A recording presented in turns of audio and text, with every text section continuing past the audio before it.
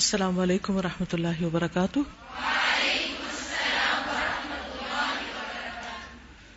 نحمده ونصلی علی رسولہ الکریم، اما بعد فاعوذ باللہ من الشیطان الرجیم، بسم اللہ الرحمن الرحیم، رب اشرح لی صدری ویسر لی امری واحلل عقدۃ من لسانی یفقہوا قولی۔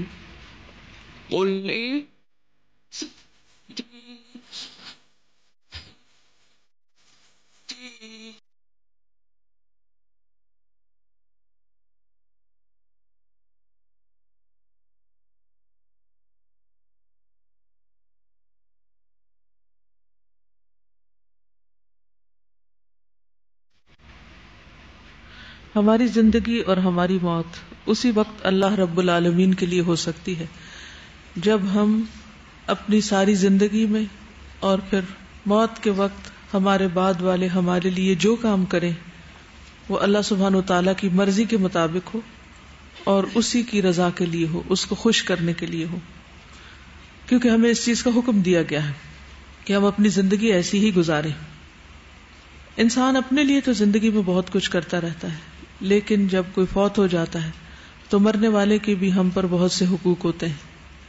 ان میں سے ایک بہت بڑا حق جو تمام مسلمانوں پر ہے وہ یہ کہ جو بھی ان کے قریب فوت ہو اس کے لیے خوب خوب دعا کریں اور خلوص نیت کے ساتھ دعا کریں۔ ابو ہریرہ رضی اللہ عنہ بیان کرتے ہیں کہ میں نے رسول اللہ صلی اللہ علیہ وسلم کو فرماتے ہوئے سنا، جب تم کسی میت کا جنازہ پڑھو تو اس کے لیے اخلاص سے دعا کیا کرو، یعنی صرف رسم پوری نہ کی جائے بلکہ بہت خشوع کے ساتھ اور اللہ سبحانہ تعالیٰ کو خوش کرنے کے لیے جنازہ پڑھا جائے اور دعا پڑھی جائے۔ کیونکہ بعض اوقات ہم کسی کے جنازے میں شریک ہوتے بھی ہیں تو کیوں، کس لیے؟ رسم دنیا نبھانے کو، کہ وہ کیا کہیں گے، اب مجبوری ہے، جانا ہے، جبکہ یہ کام صرف مجبوری سے نہیں کرنا چاہیے۔ کس طرح کرنا چاہیے؟ دل لگا کر، اخلاص سے۔ اور اس وقت اخلاص اور خشوع اور دل کی حضوری کیسے آئے گی؟ آپ یہ سمجھیں کہ آپ اپنے لیے دعا کر رہے ہیں کہ اس وقت یہ میت جو سامنے ہے یہ میری ہی میت ہے، تو اس وقت مرنے کے بعد میری چاہت کیا ہوگی؟ کیونکہ مرنے والا سب سے زیادہ جس چیز کا منتظر ہوتا ہے وہ دعائیں ہوتی، کیونکہ وہ اس کو پہنچتی ہیں، اس کو فائدہ دیتی ہیں۔ اگر اللہ سبحانہ و تعالیٰ وہ دعائیں قبول کر لے تو زندوں کی طرف سے مردوں کے لیے بہترین تحفہ دعا کا تحفہ ہے جو ہم کسی بھی مردہ کو دے سکتے ہیں۔ عام طور پر جنازہ مرد حضرات پڑھتے ہیں، عورتیں نہیں پڑھتی، تو عورتیں جنازے میں جائے بغیر گھر میں یہ دعا مردوں کے لیے پڑھ سکتی ہیں کسی بھی وقت میں، کوئی خاص وقت مقرر نہیں ہے اس کے لیے۔ اسی طرح اگر آپ حج یا عمرے پر گئے اور وہاں پر جب نمازوں کے بعد جنازے کا اعلان ہوتا ہے اور آپ مسجد میں موجود ہیں تو آپ بھی جنازہ پڑھ سکتے ہیں۔ اس وقت بھی جنازہ وہی پڑھے گا جس کو یہ دعا آتی ہوگی، جنازے کی دعا۔ بعض لوگ بیٹھے رہتے ہیں یا چل پڑتے ہیں یا واپس جانے لگتے ہیں یا صفیں ٹوٹ جاتی ہیں، تو اس وقت بھی یہ سوچنا چاہیے کہ اس وقت اگر یہ میرا جنازہ ہو تو میں کیا چاہوں گی، کیونکہ کسی بھی جنازے میں اگر زیادہ سے زیادہ لوگ شامل ہوں تو اس میت کی بخشش ہو جاتی ہے۔ عثمان بن عفان کہتے ہیں نبی صلی اللہ علیہ وسلم جب میت کو دفن کر کے فارغ ہو جاتے تو قبر پر رکتے اور فرماتے اپنے بھائی کے لیے استغفار کرو۔ تو اس سے دو تین باتیں پتہ چلتی ہیں۔ ایک یہ کہ جنازہ پڑھ کر ہی دفنایا جاتا ہے، تو جنازہ ہو چکا، جنازے میں دعا بھی ہو چکی، اس میں بھی بخشش کی دعا کی گئی، لیکن پھر دوبارہ کب؟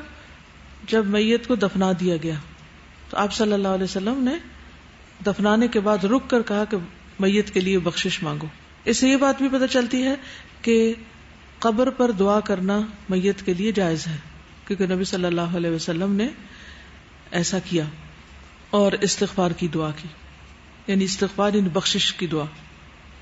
ابو ہریرہ کہتے ہیں کہ رسول اللہ صلی اللہ علیہ وسلم نے حبشہ کے نجاشی کی وفات کی خبر دی اسی دن جس دن اس کا انتقال ہوا تھا، تو آپ صلی اللہ علیہ وسلم نے فرمایا اپنے بھائی کے لیے استغفار کرو۔ نجاشی کہاں تھا؟ ایتھوپیا میں، حبشہ میں، قریب بھی نہیں تھا۔ اس سے یہ بات پتہ چلتی ہے کہ اگر میت اپنے شہر میں نہ بھی ہو، کسی دوسرے ملک میں ہے، کسی دوسرے شہر میں، تو اس کے لیے بھی دعا کی جا سکتی۔ بلکہ غائبانہ نماز جنازہ بھی پڑھی جا سکتی. اسی طرح ایک اور روایت میں آتا ہے، سلیمان بن بریدہ اپنے والد سے روایت کرتے ہیں کہ ماعز بن مالک نبی صلی اللہ علیہ وسلم کے پاس آئے اور عرض کیا، اللہ کے رسول صلی اللہ علیہ وسلم مجھے پاک کر دیں. یہ انہوں نے اس لیے کیا تھا کہ ان سے زنا کا ارتکاب ہو گیا تھا. آپ نے حکم دیا تو اسے رجم کیا گیا، اور لوگ اس کے بارے میں 2 گروہوں میں بٹ گئے. ان میں سے ایک کہنے والے نے کہا کہ یہ ہلاک ہو گیا اور اس کے گناہ نے اسے گھیر لیا، کیونکہ اس نے بہت بڑا جرم کیا تھا اور اس جرم کے نتیجے میں اس کو مارا گیا پتھر مار مار کے، تو اس وجہ سے یہ تو محض ہلاک ہے اور اس کا گناہ ہے، تو ضرورت نہیں ہے اس کے لیے کچھ دعا وغیرہ کی. دوسرے کہنے والے نے کہا کہ ماعز کی توبہ سے افضل کوئی توبہ نہیں، یعنی اس نے اپنے آپ کو پاک کروایا ہے، توبہ کی ہے، اور توبہ کا ایک حصہ یہ تھا کہ حد جاری کروائی اپنے اوپر. وہ نبی صلی اللہ علیہ وسلم کے پاس لایا گیا. اس نے اپنا ہاتھ آپ صلی اللہ علیہ وسلم کے ہاتھ میں عرض کیا، مجھے پتھروں سے قتل کر دیں، یعنی رجم کر دیں، یعنی ماعز نے. بس صحابہ 2 دن یا 3 دن اسی بات پر ٹھہرے رہے، یعنی آپس میں اختلاف ہوتا رہا. فوری طور پر جواب نہیں بتا دیا گیا. پھر رسول اللہ صلی اللہ علیہ وسلم تشریف لائے. اس عالمے کے صحابہ بیٹھے ہوئے تھے. آپ نے سلام فرمایا اور بیٹھ گئے اور فرمایا، ماعز بن مالک کے لیے بخشش کی دعا مانگو. صحابہ نے عرض کیا، اللہ ماعز بن مالک کو معاف فرما دے. یعنی سب نے دعا کی. نبی صلی اللہ علیہ وسلم نے فرمایا، اس نے ایسی خالص توبہ کی ہے کہ اگر اس کو امت میں تقسیم کر دیا جاتا تو سب کے لیے کافی ہو جاتی. تو اس سے کیا پتہ چلتا ہے؟ کوئی شخص خواہ اس کی توبہ قبول ہو چکی ہو، خواہ اس پہ حد جاری ہو چکی ہو، خواہ وہ بہت ہی نیک انسان ہو، خواہ وہ بہت نیکی کے کام کرنے والا ہو، پھر بھی کیا کرنا چاہیے؟ اس کے لیے دعا کرنی چاہیے. یعنی اگرچہ صحابہ میں 2 گروہ تھے، بعض کہتے تھے بس ایسا ہی تھا اور اسی وجہ سے اس کی ایسی موت ہوئی ہے، اور دوسروں نے کہا کہ نہیں وہ تو پاک ہو گیا. تو دونوں صورتوں میں کہ اگر کسی کو آپ سمجھے کہ بڑا ہی گناہ گار ہے اور اس نے کوئی بہت بڑا گناہ کیا اور پھر اس کے بعد مر گیا، تو اللہ ہی جانتا ہے کہ اس نے کیسی توبہ کی اور کس قسم کی تکلیف سے وہ گزرا. ہمارا فرض کیا ہے کہ ہم سب کے لیے دعا کریں. ٹھیک ہے، کیونکہ جو شخص لا الہ الا اللہ پر فوت ہوتا ہے اس کا ہم پر حق ہے کہ ہم اس کے مرنے کے بعد اس کے لیے دعا کریں. زیاد بن علاقہ کہتے ہیں کہ مغیرہ بن شعبہ کا انتقال ہو گیا اور انہوں نے اپنے قرابت داروں کو عامل بنایا، یعنی اپنی جگہ گورنر بنایا. جریر بن عبداللہ رضی اللہ عنہ جو صحابی ہیں خطبہ دینے کے لیے کھڑے ہوئے. زیاد کہتے ہیں میں نے انہیں یہ فرماتے ہوئے سنا کہ میں تمہیں اللہ کے تقوی کی وصیت کرتا ہوں. یعنی خطبے کے الفاظ میں تھا، جو اکیلا ہے اس کا کوئی شریک نہیں، اور تم بات سنو اور اطاعت کرو جب تک تمہارا دوسرا امیر نہیں آ جاتا. یعنی جس کو بھی ٹیمپریریلی مقرر کیا گیا اس کی بھی بات سنو اور مانو. کسی کو امیر خواہ 1 دن کے لیے مقرر کیا جائے ذمہ دار، تو جو ہی کوئی کسی خاص عہدے پر آ جاتا ہے پھر لازم ہوتا ہے کہ اس کی بات مانی جائے. مغیرہ بن شعبہ کے لیے استغفار کرو کیونکہ وہ درگزر کرنے کو پسند کرتا تھا. یعنی اس کی خوبی بھی بیان کی اور اس کے لیے استغفار کی درخواست کی کہ تم سب اس کے لیے بخشش کی دعا مانگو. یعنی سب سے کہا. تو اس سے کیا پتہ چلتا ہے کہ میت کے لیے بخشش کی دعا کرنی چاہیے. یہاں پر آپ دیکھیے کہ مغیرہ بن شعبہ جو ہے وہ ایک عہدے میں فوت ہوئے، یعنی ایک بڑے انسان تھے، اور ایک شخص ایک حد جاری ہونے میں فوت ہوئے، دوسری جگہوں پر اور لوگ ہیں. تو کوئی بھی ہو سب کے لیے دعا ہونی چاہیے. اب دعاؤں میں جو آپ کے پاس پہلی دعا ہے، اللہم اغفر لہ وارحمہ وعافہ واعف عنہ، پہلے میں اس کا ترجمہ کرتی ہوں لفظ لفظ اور پھر اس کے بعد اس کی تھوڑی سی وضاحت کروں گی. تو یہ دعا ہے اللہم اغفر لہ وارحمہ وعافہ واعف عنہ واکرم نزلہ ووسع مدخلہ واغسلہ بالماء والثلج والبرد ونقه من الخطايا كما نقيت الثوب الأبيض من الدنس وأبدله دارا خيرا من داره وأهلا خيرا من أهله وزوجا خيرا من زوجه وأدخله الجنة وأعذه من عذاب القبر ومن عذاب النار. اس کا رواں ترجمہ ہے، اے اللہ اس کی بخشش فرما اور اس پر رحم فرما اور اس سے درگزر کر کے اسے معاف فرما دے اور اس کی اچھی مہمانی کر اور اس کے داخل ہونے کی جگہ کشادہ کر دے اور اسے پانی برف اور اولوں سے دھو ڈال اور خطاؤں سے اس طرح صاف کر دے جیسے تو سفید کپڑا میل کچیل سے صاف کرتا ہے، اور اسے اس کے اس گھر سے بہتر گھر اور اس کے گھر والوں سے بہتر گھر والے اور اس کے ساتھی سے بہتر ساتھی عطا فرما، اور اسے جنت میں داخل فرما، اور اسے عذاب قبر اور آگ کے عذاب سے بچا لے۔ اس دعا کا پس منظر یہ ہے، عوف بن مالک کہتے ہیں کہ رسول اللہ صلی اللہ علیہ وسلم نے نماز جنازہ پڑھی تو میں نے آپ کی دعا میں سے یاد کر لیا۔ آپ نے نماز جنازہ پڑھی تو حضرت عوف بن مالک نے دعا یاد کر لی، آپ فرما رہے تھے اور پھر یہی دعا، ٹھیک ہے۔ وہ کہتے ہیں کہ جب آپ نے یہ دعا کی میت کے لیے، قال حتی تمنیت ان اکون انا ذلک المیت، یہ اتنی خوبصورت دعا تھی کہ مجھے یہ حسرت ہوئی کہ کاش یہ میت میں ہوتی، کہ اس کے لیے اتنی اچھی دعا کی گئی۔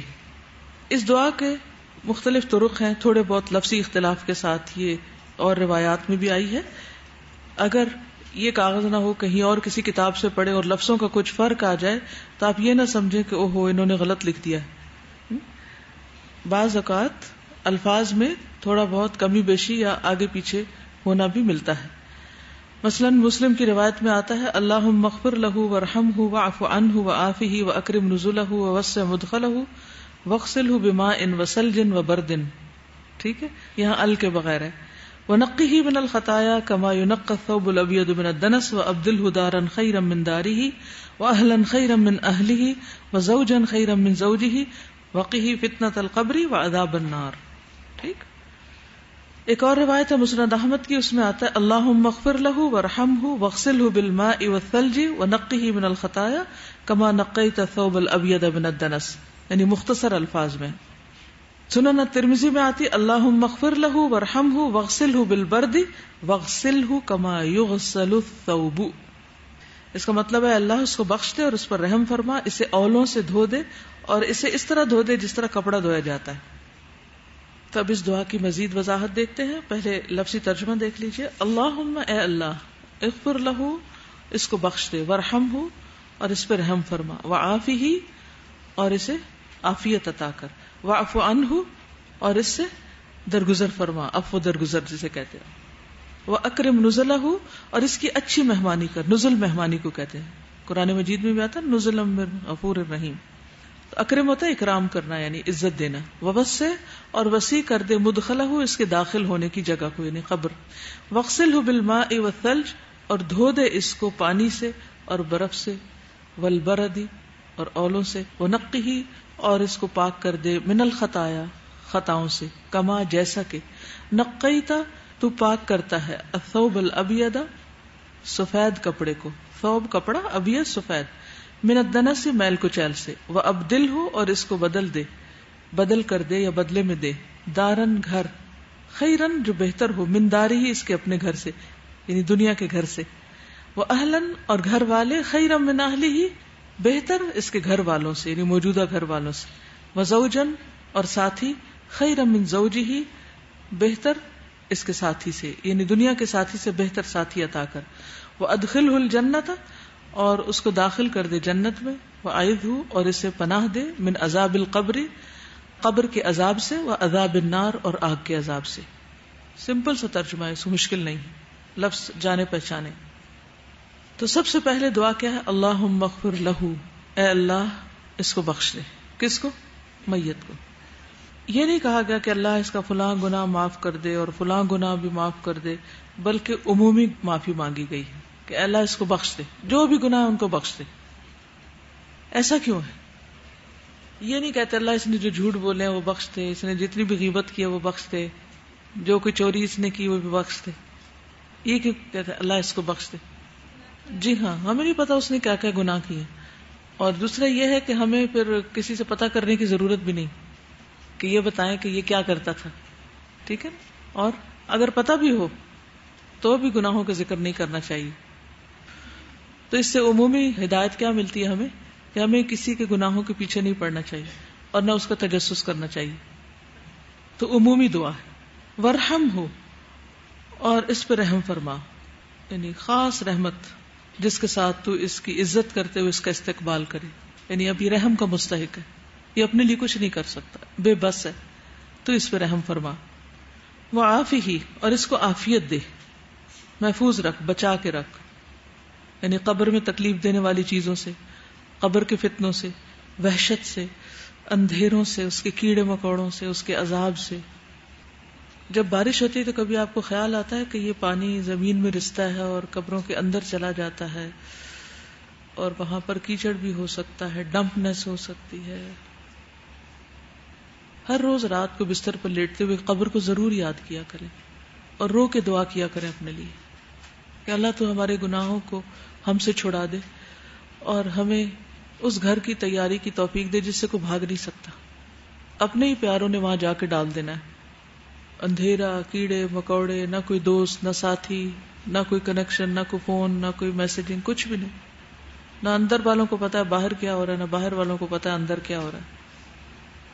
اور اگر آپ کسی کے ذمہ بھی لگا دیں کہ تم روزانہ رات میری قبر پہ آیا کرنا، ذرا پاس بیٹھ جایا کرنا تاکہ میری اندر کی وحشت دور ہو جائے، تو آئے گا کوئی؟ کس کو کہیں گے؟ کوئی ہے؟ کسی ایک کا نام بتائیں کہ جس کو آپ یہ کہیں اور وہ آپ کے لیے ضرور یہ کام کر دے. کیوں نہیں کرے گا کوئی بھی؟ اپنی امی سے کہیں یا ابا سے کہیں یا بھائی سے کہیں، کیوں نہیں آئیں گے؟ وہ تو اتنا پیار کرتے ہیں آپ سے. ان کی جدائی میں تو رو رہے ہیں آپ، اور علم بھی حاصل نہیں کرنا چاہتے. ہاسٹل میں رہنا مشکل ہو گیا، اماں یاد آتی، ابا یاد آتے.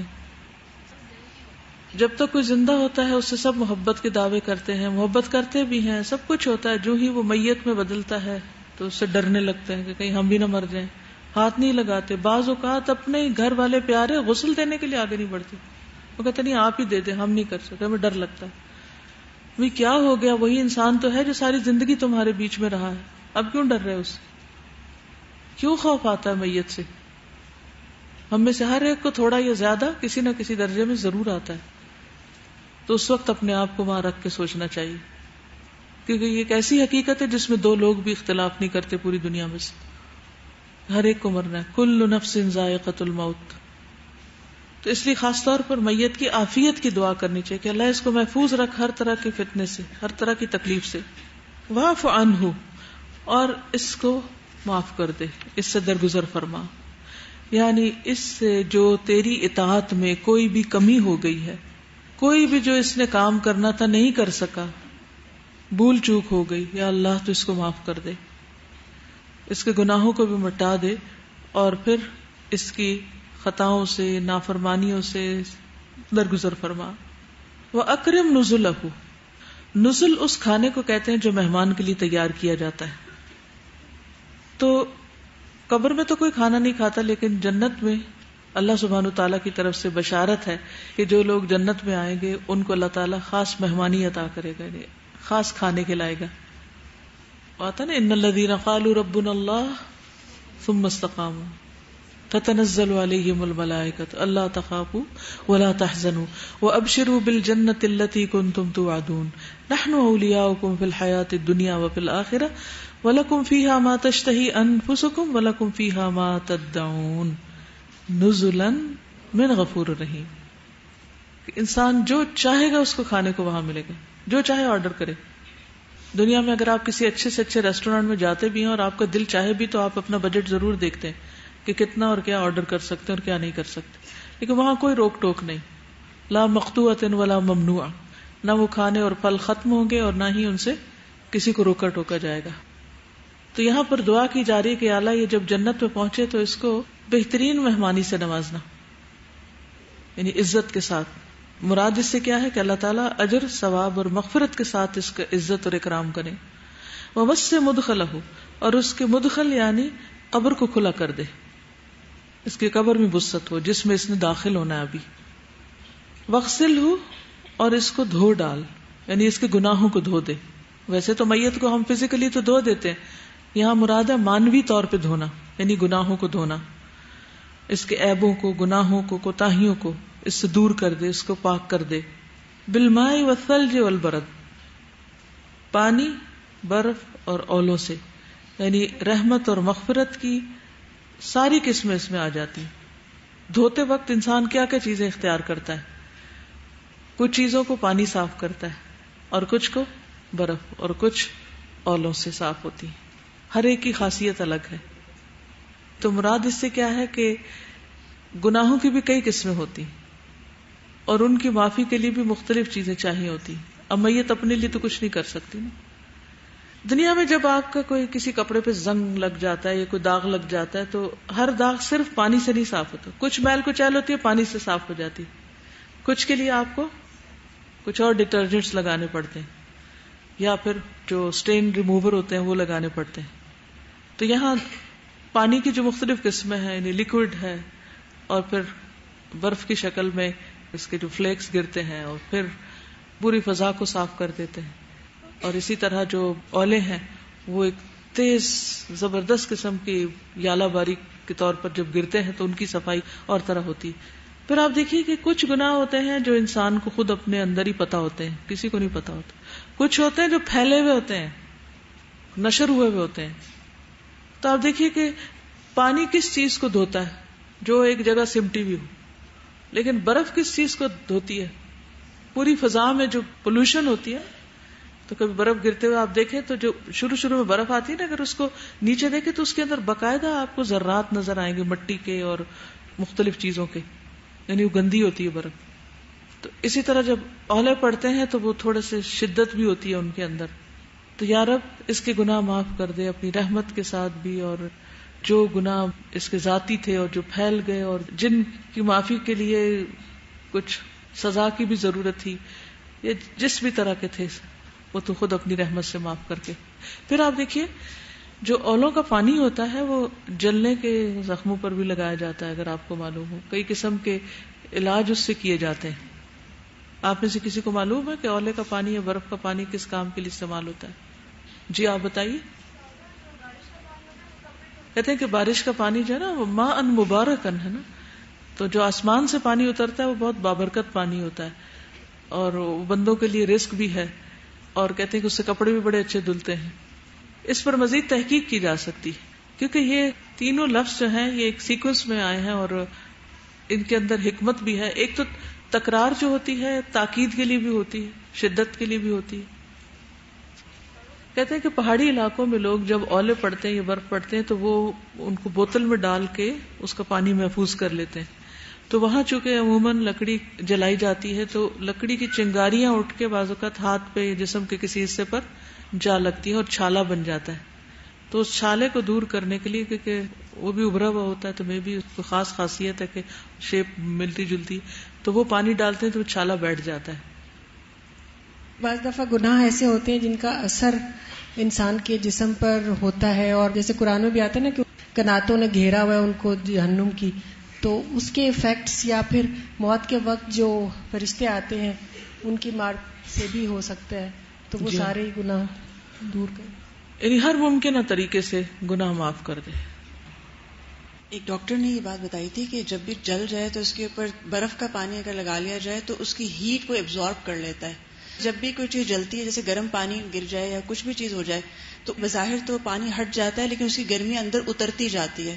یہی وجہ ہوتی ہے کہ وہ ڈیپ ہوتے ہوتے ہوتے پھر وہ اندر تک جب جاتی ہے, چربی تک بعض دفعہ چلا جاتا ہے, جس کو ہم کہتے ہیں کہ 80% برن ہو گیا, یہ 70% ہو گیا. تو بیسیکلی آگ تو وہ چند لمحے کی ہوتی ہے لیکن وہ ہیٹ اترتی ہے اندر. تو انہیں کہ جیسے اگر ہو تو فوراً اگر اس کے اوپر برف کا ٹھنڈا یخ پانی ڈال دیں تو وہ ساری ہیٹ کو ایبزارب کرتا ہے, اور باڈی جو ہے وہاں اسی لیے چھالا نہیں بنتا کیونکہ وہ اندر گیا ہی نہیں ہوتی گرمی.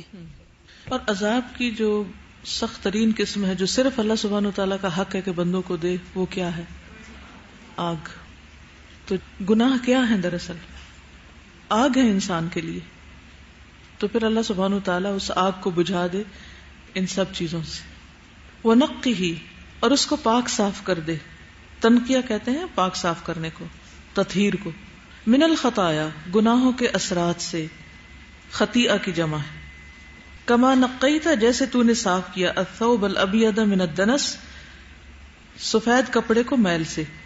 دنس میل کو چیل کو کہتے ہیں.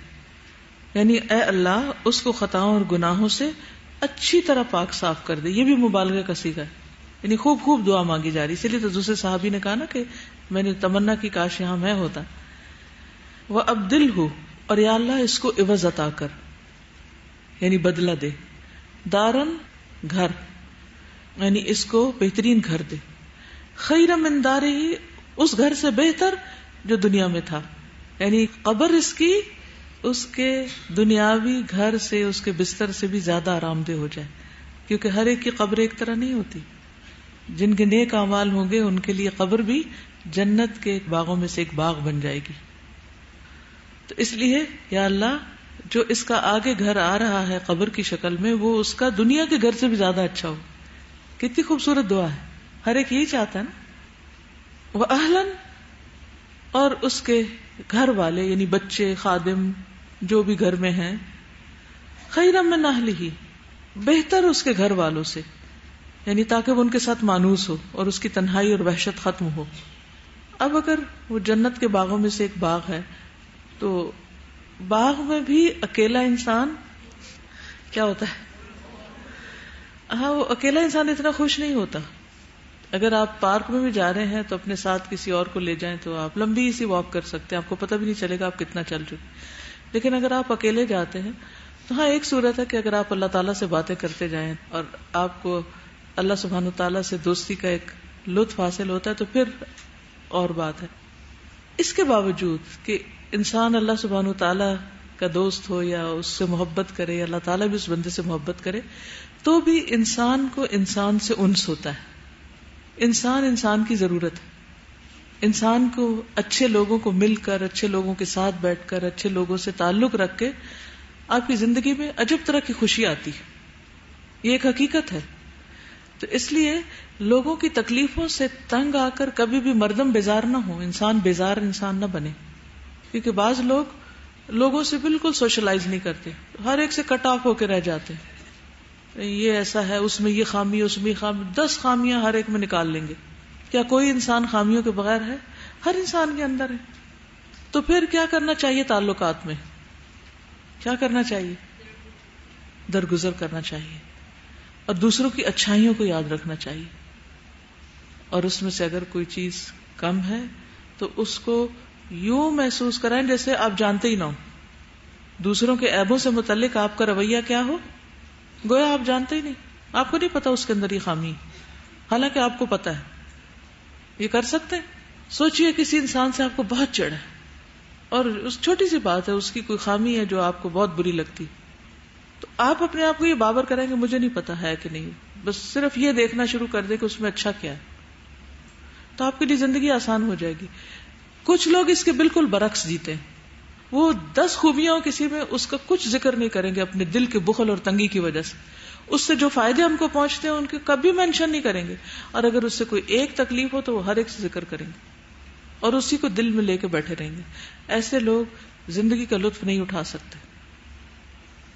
تو بہرحال یہاں پر دعا کیا کر رہے ہیں ہم کہ یا رب العالمین وہ وہاں اکیلا ہے، تنہا ہے، تو اس کو اچھی کمپنی دے، اور دنیا میں جو اس کے گھر والے تھے ان سے بھی اچھے دے. وہاں جنت کے جو غلمان ہیں اور جو وہاں کی اچھی مخلوق ہے ان کی صحبت عطا کر. وزوجا خیرا من زوجہ، اور زوج کا معنی بیوی اور شوہر دونوں کیا جاتا ہے. تو بعض اوقات دنیا کی بیوی یا دنیا کا شوہر اس سے کم درجے کا ہو سکتا ہے، یا ہو سکتا ہے کہ اللہ کی تقدیر میں وہ جنت میں جانے والا ہی نہ ہو. تو اس صورت میں اس کو دنیا کا جو شوہر یا بیوی تھی اس سے بھی بہتر عطا کر، یعنی حقیقی طور پر یا حکمی طور پر. اور یہ بھی ہے کہ اگر شوہر پہلے جا چکا ہے تو اللہ سبحانہ تعالیٰ اس کو بھی معاف کر دے اور اس کو پہلے سے بہتر بنا دے. وَأَدْخِلْهُ الْجَنَّةَ، اور اس کو جنت میں داخل کر دے، یعنی شروع میں ہی نجات پا کر جنت والوں میں سے ہو جائے، یعنی قبر میں ہی اس کو ٹھکانہ مل جائے. وَأَعِذْهُ مِنْ عَذَابِ الْقَبْرِ، اور اس کو نجات دے عذاب قبر سے جو عالم برزخ میں ہے. وَمِنْ عَذَابِ النَّارِ، اور آگ کے عذاب سے.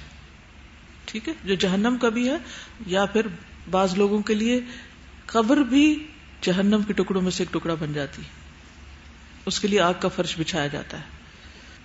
تو مراد اس سے یہ ہے کہ اللہ سبحانہ وتعالیٰ اس کو قبر میں جاتے ہی اس کو پاک کر دے، صاف کر دے، بخش دے، اس کو اچھی سی جگہ دے دے اور اس کے لیے بہترین کمپنی عطا کر دے. اور یہ ساری چیزیں فزیکلی نہ بھی ہوں تو ایک مانوی طور پر ضرور موجود ہے. حقیقت تو اللہ ہی جانتا ہے، ہم نہیں جانتے وہاں کے حالات کو، لیکن ہمیں یہ دعا سکھائے گی اور ہم اس کو برحق مانتے ہیں اور اس کے مطابق ہم مرنے والوں کے لیے اچھے گمان رکھتے ہوئے اچھی دعائیں کرتے ہیں. ہم جب بھی رات کو سونے کے لیے بیڈ پہ جائیں تو قبر کو یاد کریں. تو اب مجھے اس بات کی حقیقت کا نہیں پتا، لیکن بات اچھی ہے. نیو یارک کی کسی مسجد کے باہر لکھا ہوا ہے کہ fear Allah because there are a few questions in the grave that even Google cannot answer. اور مجھے یہ بات نے بہت زیادہ افیکٹ کیا کہ ہم کتنا زیادہ ریلائی کرتے ہیں نا کہ کوئی چیز سمجھنا ہے گوگل، فوراً گوگل کریں گے اس کو. تو میں سوچ رہی تھی کہ اگر چلو گوگل آنسر کر بھی دے تو انٹرنیٹ کنیکشن کہاں ہو؟ وہاں تو آپ سیل فون نہیں لے جا سکتے، وہ تو پہلے ہی تقسیم ہو جائے گا. اس میں ہے نا زوجن خیر من زوجی، تو اس پر ایک بار یہ کسی کے دعا کرائی تو وہ وہاں پہ خاتون ایک نا وہ اس بات سے ذرا تھوڑی ناراض تھیں. یعنی عورتوں کو یہ ہوتا ہے کہ ان کو بیوی اچھی کوئی اور مل جائے گی، مطلب اس بات کو بھی ایکسپٹ نہیں کرتی. میں سے بھی ہو سکتی ہے نا. اور اگر دنیا کی بیوی نیک ہے تو اس کے مقابلے میں تو حور عین کچھ بھی نہیں. ایک بات یاد رکھیے، کیونکہ حوروں کے تعلق سے یا حوروں کے ذکر سے یا جنت کی بیوی سے اور خواتین کے ذکر سے عورتوں کے دل بڑے تنگ ہونے لگتے ہیں. آپ کو معلوم ہے جنت میں کسی کو کسی سے کوئی بغض، کوئی حسد اور کوئی غیرت اور کوئی ایسی چیز نہیں ہوگی، کوئی بیڈ فیلنگ ہوگی نہیں. تو جب بیڈ فیلنگ ہی ختم ہو گئی تو حوریں ہوں یا جو مرضی ہو کیا فرق پڑتا ہے؟ جنت تو ملے، ٹھیک ہے نا جی. بالکل عورت کو ساتھ ہی ملے گا، کیوں نہیں. اور ایک بات ہے، میں نے یہ دیکھا کہ لڑکیوں کی شادی ہو بھی جائے نا اور ان کا گھر بھی ہو، بچے بھی ہوں، لیکن جو مزہ ان کو اپنی سہیلیوں کے ساتھ آتا ہے نا وہ کسی اور کے ساتھ نہیں آتا ہے کہ نہیں. تو میں بہت سوچتی رہی کہ ظاہر ہے کہ ایک وقت میں کسی عورت کا شوہر یا اس کی بیوی کے ساتھ ہوگا یا کسی حور کے ساتھ ہوگا، تو پھر وہ بیوی اکیلی اس وقت میں کیا کرے گی. تو اللہ سبحانہ وتعالیٰ نے ایک تو کسی کے غمگین ہونے کا وہاں کوئی موقع نہیں رکھا. لیکن میں جب خواتین کی نفسیات پر غور کرتی ہوں، پھر ساتھ قرآن مجید پڑھتی ہوں، تو بہت سی چیزیں اپنی جگہ پہ فٹ ہوتی نظر آتی ہیں. جنت کی نعمتیں اور اللہ کا دیدار اور نیک لوگوں سے ملنا، یہ ہمارے ذہن میں بالکل وہ یعنی ہے ہی نہیں. اتنا کچھ اور کرنے کو ہوگا اور اتنا کچھ یعنی ہر روز ایک نئی خوبصورتی اور ایک نئی چیز کہ اس میں صرف ایک انسان یہی سوچتا رہے کہ ہائے میرا شوہر پتہ نہیں کہاں گیا، اور اسی غم میں بیٹھا رہے. باقی نعمتوں کو کہاں سے انجوائے کریں گے. اس لیے کبھی بھی اللہ سبحانہ وتعالیٰ پر برا گمان نہ کریں اور اس کی بنائی ہوئی چیزوں پر یا اس کے بتائی ہوئی نعمتوں پر ہر حال میں راضی رہیں. رضیت باللہ ربا وبالاسلام دینا وبمحمد نبیہ کا مطلب یہی ہے. اور بھی دکھ ہیں زمانے میں محبت کے سوا، راحتیں اور بھی ہیں وصل کی راحت کے سوا. خواتین کو چوائس بھی دی جائے گی، پوچھا جائے گا وہ جس کے ساتھ رہنا چاہیں گی، پرانا نیا جو بھی چوائس ہے، یعنی چوائس اوپن ہے کافی. اور دوسرا وہ جو آتا ہے، وہ جو ایک صحابیہ نے پوچھا تھا کہ اگر کسی کے 2 شوہر ہوں تو وہ کس کے ساتھ رہے گی، تو آپ نے کہا تھا اس کو آپشن دیا جائے گا اور وہ حسن اخلاق والے کو لے جائے گی. تو اس پہ آپ نے کتنی اچھی بات کہی تھی کہ حسن اخلاق والے دنیا آخرت کی بھلائیاں لوٹ لے گئے. بالکل اور سوچ بھی نہیں سکتے اس کے بعد. تو مجھے تو جب بھی یہ ہوتا ہے نا کہ جو لوگ اعتراض کر رہے ہوتے تو اس وقت میں یہ سوچتی ہوں جب اللہ تعالیٰ نے کہتی وَلَهُمْ فِيهَا مَا يَشْتَهُونَ، جو بھی چاہیے ہوگا تو پھر سوچنے کی ضرورت کیا ہے، بس ہر طرح کی عیش ہے جو صحیح بالکل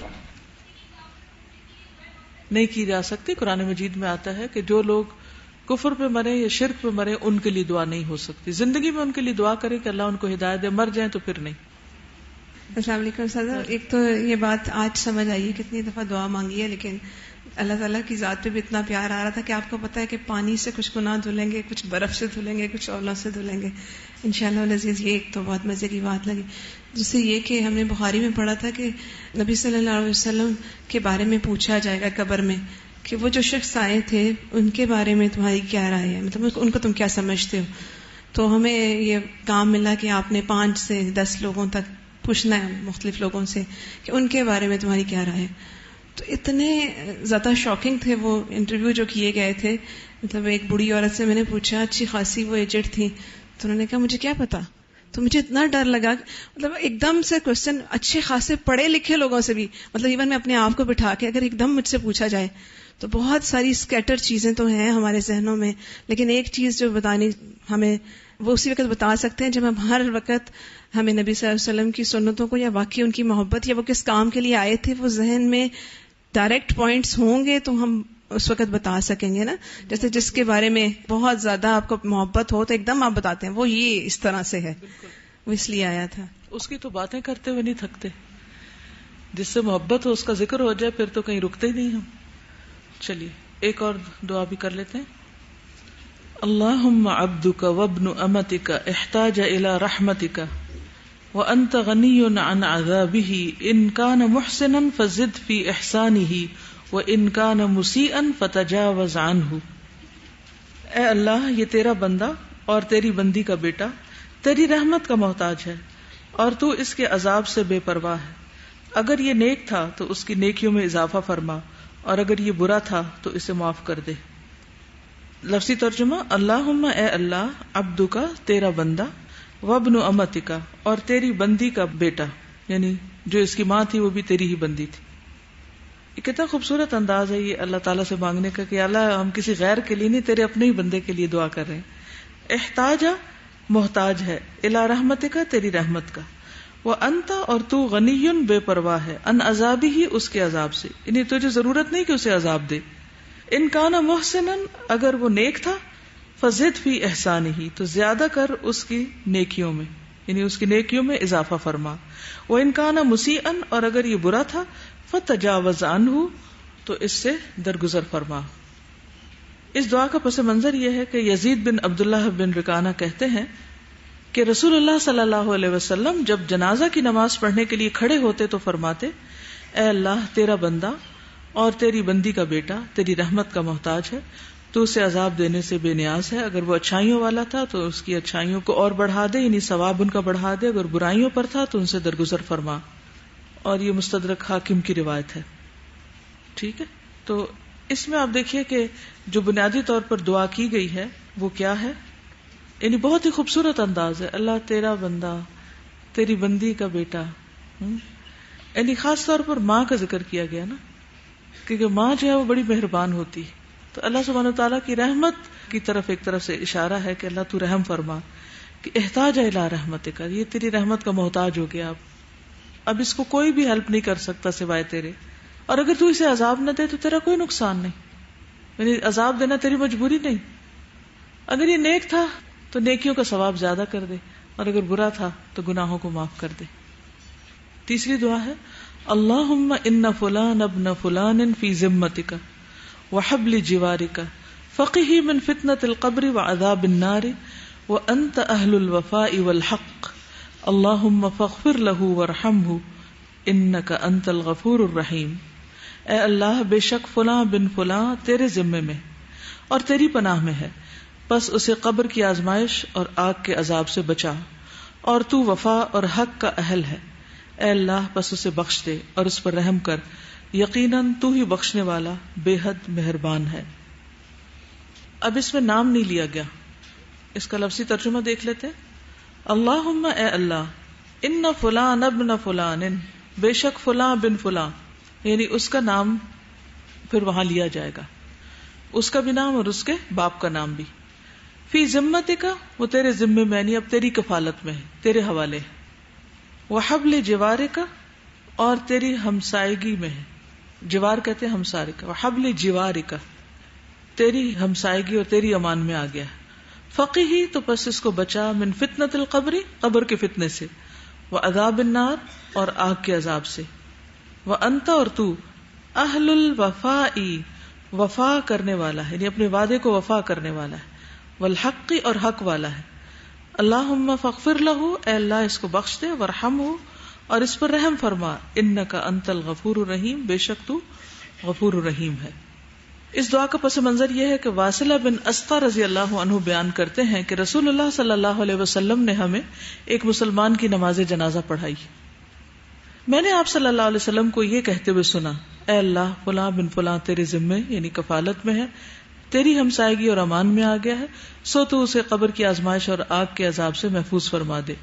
تو اپنے وعدے وفا کرنے والا اور حق والا ہے. اے اللہ اسے بخش دے اس پر رحم فرما بلا شبہ تو بہت ہی بخشنے والا اور رحم کرنے والا ہے. تو یہاں پر نام کی جگہ خالی چھوڑ دی گئی. تو مستحب کیا ہے کہ جنازہ پڑھتے ہوئے میت کا اور اس کے والد کا نام لیا جائے یعنی جو امام ہوگا یا پیچھے والے جو ہیں وہ بھی اگر نام نہیں پتا تو جس طرح بھی اس کو پہچانتے ہیں اس کی طرف توجہ کی جائے کیونکہ نام جب کسی کا لیا جاتا ہے اس کا مطلب ہے کہ آپ اس کی طرف پوری طرح متوجہ ہو گئے. اور اگر نام بالکل بھی نہیں پتا، نہ یہ پتا ہے کہ کون ہے، تو کہا کہ اللہم ان عبدک ھذا، اے اللہ بے شک یہ تیرا بندہ. اور پھر یہ ہے کہ یہاں انہی الفاظ سے دعا کی جائے جو اس حدیث میں وارد ہوئے، خواہ میت مرد ہو یا عورت ہو، کیونکہ میت جو ہوتی ہے اس میں مرد اور عورت دونوں شامل ہو جاتے ہیں. یعنی اللہم اغفر لہ کا مطلب ہے اللہم اغفر لہذا المیت. تو اس لیے اگر عورت کے لیے ہا کی ضمیر نہ بھی استعمال کی جائے تو بھی دعا درست ہوگی. ٹھیک ہے. ذمہ کس کو کہتے ہیں؟ ذمہ کہتے ہیں امان میں، کوئی کسی کی ذمہ داری میں چلا جائے، یعنی اب یو آر ریسپانسبل، آپ اس کو اپنی حفاظت دیں گے، آپ اس کا خیال رکھیں گے، یعنی تیرے حفظ و امان میں ہے. وحبل جوارک، اور یہ اسی کی مزید تفسیر ہے، یعنی ذمہ ہی کی تفسیر ہے، یعنی تیری ہمسائیگی میں آ گیا، یعنی ہمارے پاس سے نکل کر اب یہ تیرے پاس پہنچ گیا. تو جو ہمسائے ہوتے ہیں ان کے ساتھ کیسا سلوک کرنا چاہیے؟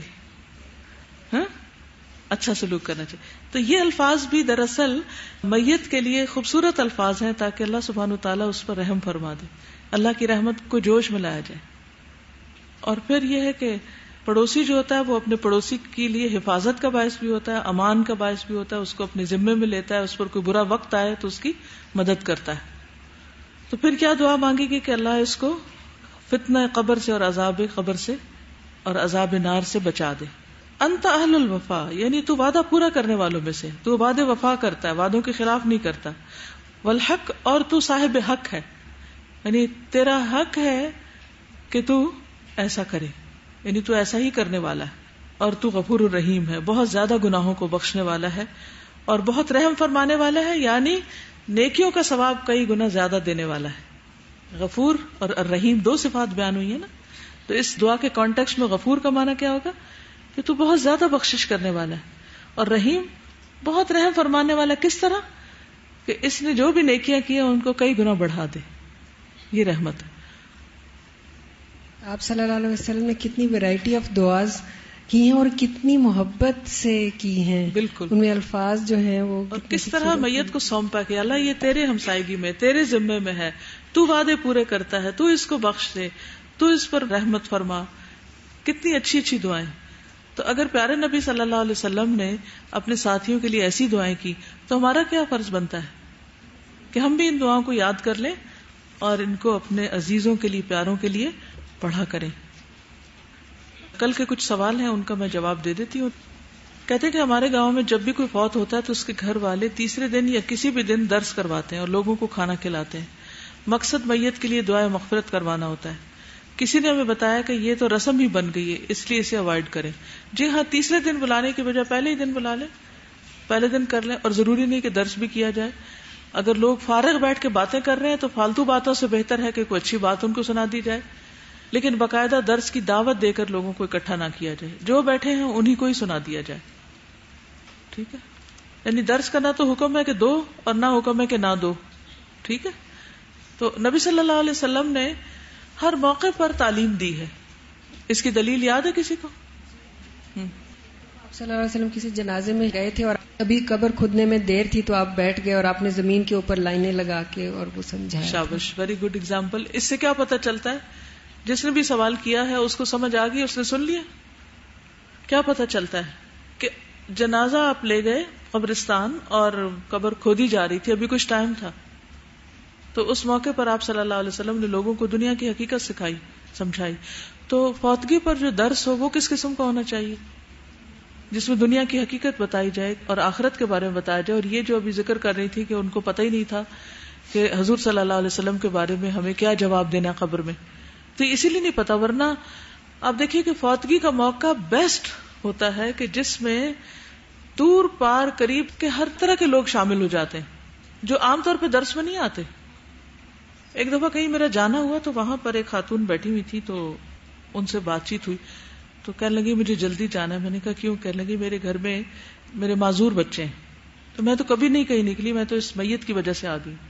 تو اس سے مجھے احساس ہوا کہ مختلف مشکلوں میں گھرے ہوئے لوگ جو کبھی بھی گھر سے نہیں نکل پاتے، آپ لوگ تو بہت خوش قسمت ہیں جن کو اتنی فرصت مل گئی کہ آپ آئیں، بیٹھیں، پڑھیں، سیکھیں، سکھائیں، جو بھی کریں. لیکن کچھ لوگ ایسے ہیں کہ جن کے گھر میں کوئی بیمار ہے، کوئی بیڈ ریڈن ہے، کوئی معذور بچے ہیں، کوئی کھانے کو نہیں، کوئی پکانے والا نہیں، گھر میں کوئی ہیلپ نہیں، بیمار ہیں خود، کئی قسم کی مشکلات ہیں، تو ان لوگوں کو تو کہیں جا کر علم حاصل کرنے کا موقع ہی نہیں ملتا. اب فوتگی جب ہوتی ہے تو ناراض رشتہ دار بھی، اگلے پچھلے دور پار کے سب جمع ہو جاتے ہیں. جمع ہو کے وہ کیا کرتے ہیں؟ باتیں. اور باتیں بھی کون سی ہوتی ہیں؟ کہیں بھی آپ دیکھ لیں کہ کس قسم کے لوگ باتیں کر رہے ہوتے ہیں. تو ایسی صورت میں بجائے اس کے کہ وہ فالتو باتیں کرتے رہیں، آپ ان کو ضرور کچھ سکھا دیں، اس میں کوئی ممانعت نہیں ہے. لیکن اس کے لیے صرف تیسرا دن مقرر مت کریں. پہلے دن بھی سکھا سکتے ہیں، دوسرے بھی سکھا سکتے ہیں، تیسرے بھی. یہ نہیں کہ وہ ایک جو رسم ہے قل کی، کہ اس رسم کو پورا کرنے کے لیے آپ ضرور تیسرے دن کریں. اگر اس کو آپ ضروری سمجھتے تو وہ بدعت بن جائے گا، پھر وہ ٹھیک نہیں. کہ گھر والے ہوتے ہیں نا، وہ لوگ بھی کافی زیادہ اس طرح ہوتے ہیں کہ ہمارے جو پیارا چلا گیا اس دنیا سے تو اس کے ساتھ بہترین سے بہترین معاملہ ہو. تو ابھی ہم ریسنٹلی گئے تھے تو انہوں نے کہا کہ آپ سب کچھ سنت کے حساب سے کریں گے. ہم نے کہا ہاں جی بالکل اس طرح. استاد آپ یقین کریں وہ فیملی اتنے زیادہ وہ لوگ خلاف تھے نا جیسے الہدا کے، اور آپ یقین کریں استاذہ اس دن کے بعد ہم نے غسل دیا اور پھر درس دیا، آپ وہ لوگ اتنی رسپیکٹ کرتے ہیں اور وہ واقعی میں کہتے ہیں کہ صحیح. اور واقعی میں کہتی ہوں فوتگی کا موقع ایک ایسا موقع ہوتا ہے کہ واقعی میں صحیح پیغام جو ہے وہ پہنچا سکتے. اور فوتگی تو ہر گھر کا مسئلہ ہے، ہر گھر میں ایسا واقعہ ہوتا ہے.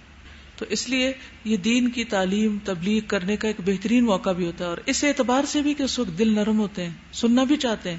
عام طور پر لوگ جب دنیا میں کھوئے ہوئے ہوتے ہیں ان کو دنیا کے کام زیادہ یاد ہوتے ہیں اور دنیا کی محبت میں ڈوبے ہوتے ہیں، اور آپ ان سے آخرت کی بات کریں تو وہ اتنی آسانی سے نہیں سنتے.